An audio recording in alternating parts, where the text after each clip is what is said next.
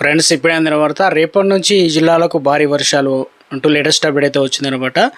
So ఇప్పుడిప్పుడే ఆ వివరాలు ఏంటనేది కూడా వీడియోలో తెలుసుకుందాం. వీడియోని చివరి వరకు చూడండి, అర్థమవుతుంది. మరోసారిగా ఛానల్ వస్తే తప్పకుండా సబ్స్క్రైబ్ చేసుకోండి. చూస్తున్నారు కానీ లైక్ చేయడం మర్చిపోతున్నారు.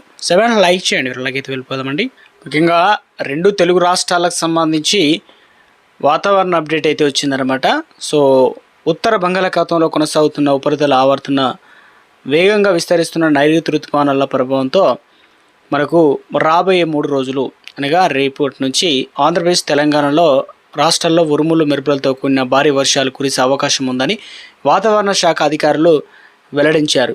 ఈ వర్షాల సమయంలో గంటకు 40 నుంచి 50 కిలోమీటర్ల వేగంతో ఈదురుగాలు వీచే ప్రమాదం ఉందని హెచ్చరికలు జారీ చేశారు.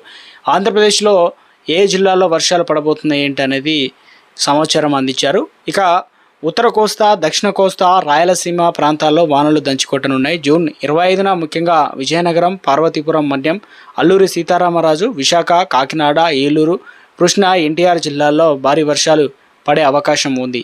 ఆ తర్వాత 26, 27 తేదీల్లోనూ పలుచోట్ల వర్షాలు కొనసాగుతాయని అధికారులు స్పష్టం చేశారు. అదే సమయంలో కొన్ని జిల్లాల్లో ఎండల తీవ్రత కూడా ఉంటుందని ఏపీ విపత్తు నిర్వహణ సంస్థ తెలియజేసింది. తెలంగాణలోని ఈ జిల్లాల్లో ముఖ్యంగా వర్షాలు హైదరాబాద్, రంగారెడ్డి, ములుగు, భద్రాద్రి కొత్తగూడెం, ఖమ్మం, నిజామాబాద్, కరీంనగర్ సహా 28 జిల్లాల్లో 3 రోజుల పాటు ఈదురుగాలతో కూడిన భారీ వర్షాలు కురవనున్నాయి.